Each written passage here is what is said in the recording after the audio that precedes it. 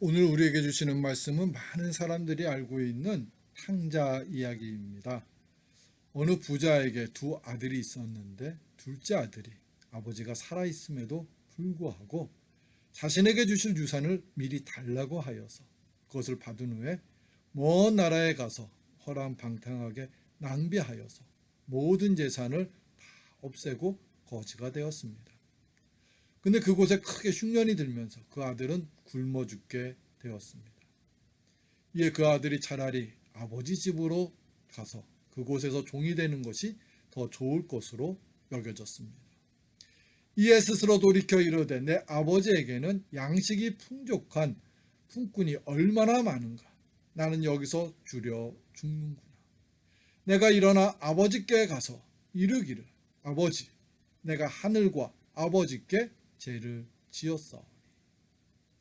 하지만 그렇게 그 아들이 아버지 집으로 돌아가자 그 아버지는 탕자를 기쁘게 맞았습니다. 그리고 그를 위하여 큰 잔치를 베풀어 주셨습니다. 이 내 아들은 죽었다가 다시 살아났으며 내가 잃었다가 다시 얻었노라 하니 그들이 즐거워하더라. 성도 여러분, 예수님께서는 왜 우리들에게 탕자 이야기를 해 주신 것일까요? 예수님께서 탕자 비유를 우리에게 주신 가장 큰 이유는 탕자 이야기를 통하여 하나님의 마음을 알게 하시는 것과 그 탕자가 바로 하나님의 품을 떠나 세상 속에서 즐거움에 빠져 살고 있는 우리들임을 가르쳐 주신 것입니다. 근데 안타깝게도 우리들은 나 자신이 탕자임을 인정하지 않으며 살려고 합니다. 그래서 탕자 이야기를 들으면서 나 말고 다른 사람이 탕자라고 생각할 때가 많습니다. 하지만 그것은 우리들의 어리석은 착각입니다. 왜냐하면 우리 모두가 탕자이기 때문입니다.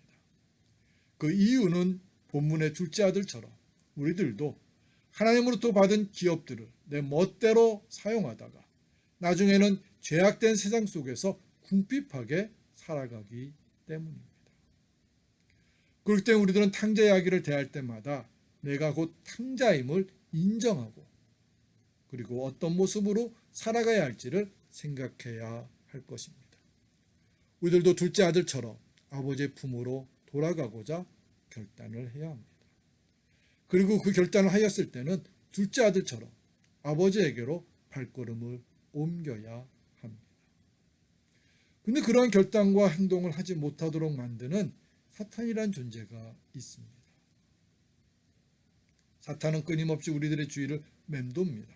그러면서 우리가 아버지에게로 다시 돌아가지 못하도록 두 가지 전술을 우리에게 사용하면서 방해를 합니다. 하나는 자존심이라는 걸림돌로 우리들이 하나님께로 돌아가지 못하도록 합니다.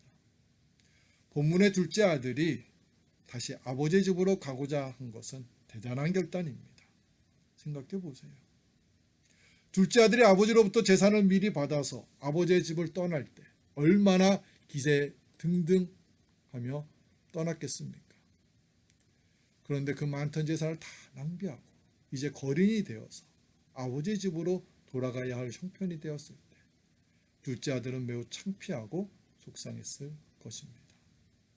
그래서 둘째 아들도 이제는 아들이라 부르지 말고 종으로 여겨달라고 한 것입니다.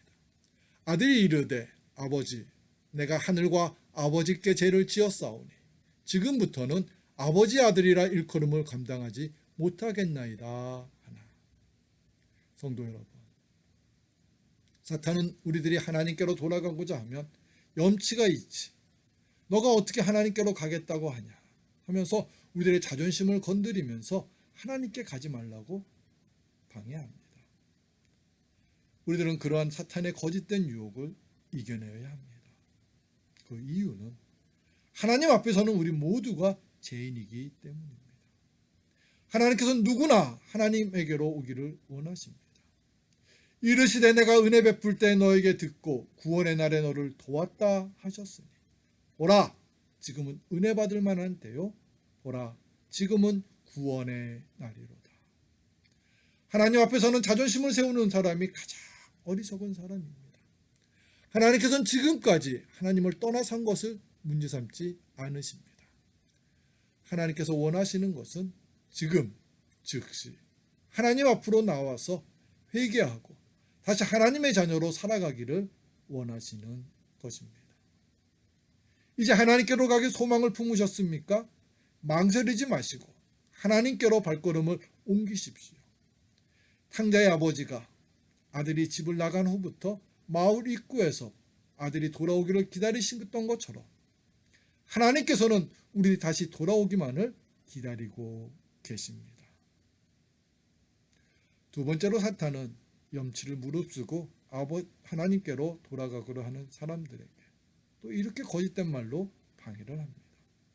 너가 자존심을 버리고 하나님께로 가도 하나님께서는 너를 받아주시지 않을 것이다. 내가 얼마나 하나님을 실망시켰는지 생각해봐라. 너가 그동안 하나님을 얼마나 실망시켰느냐. 사실은 하나님께서 우리들을 환영해 주시지 않을 것이라고 하면서 거짓된 말로 현혹을 시킵니다. 하지만 우리들은 그러한 사탄의 현혹도 이겨내어야 합니다. 본문을 보십시오. 이제부터는 아들이 아니라 종으로 여겨달라고 했던 아들을 아버지는 잃어버렸던 아들을 다시 찾았다고 하면서 기뻐하며 즐거워했습니다. 바로 이것이 하나님의 마음입니다. 하나님께서는 지금 우리들이 하나님의 자녀로 살아가기를 원하십니다. 만일 우리가 죄가 없다고 말하면 스스로 속이고 또 진리가 우리 속에 있지 아니할 것이요. 만일 우리가 우리 죄를 자백하면 그는 미쁘시고 의로우사 우리 죄를 사하시며 우리를 모든 불의에서 깨끗하게 하실 것이요. 하나님께서 우리들이 둘째 아들처럼 죄를 인정하고 돌아오며 모든 죄를 사해 주시면서 우리와 다시 화목한 관계를 이루어 주십니다. 성도 여러분, 우리 모두는 탕자입니다.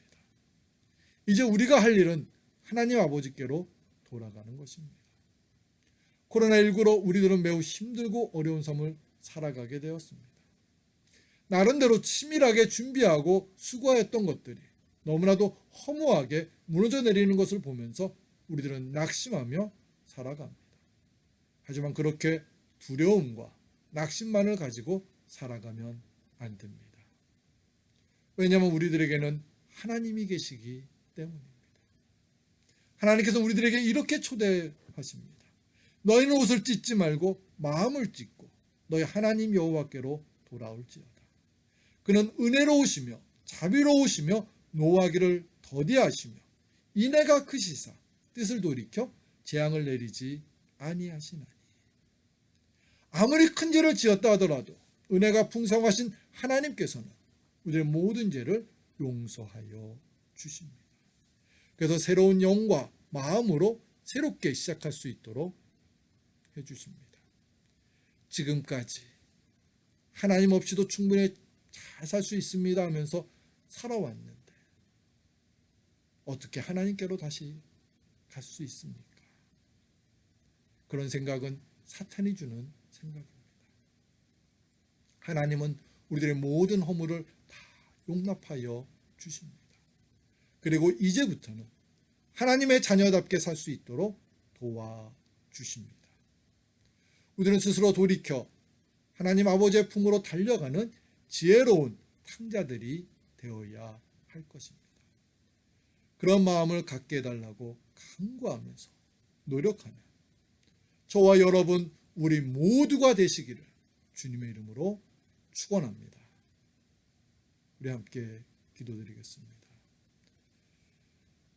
사랑과 은혜가 충만하신 하나님 아버지, 우리 모두가 탕자입니다. 다른 사람의 탕자고 나는 의인이라고 생각하는 착각을 우리가 하지 않게 해 주시옵소서.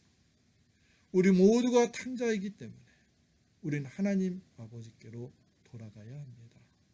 하나님, 지금까지 하나님 없이도 잘 살아갈 수 있다고 고집하며 살아왔던 우리들의 교만함을 용서하여 주시옵소서. 이제 탕자가 아버지께로 다시 돌아가는 것처럼 우리가 하나님께로 돌아가고자 합니다.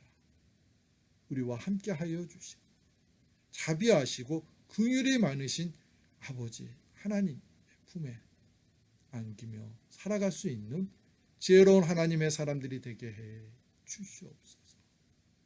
코로나19로 힘들고 어려움을 겪고 있는 많은 이웃들이 있습니다. 그 이웃들에게 하나님 도와주시고 함께 해주시고 지금이 바로 하나님을 만나야 될 때임을 깨달을 수 있는 지혜를 더하여 주시옵소서. 우리 모두가 스스로 돌이켜 하나님께로 돌아가는 하나님의 사람들이 되게 해 주시옵소서. 예수님의 이름으로 기도합니다.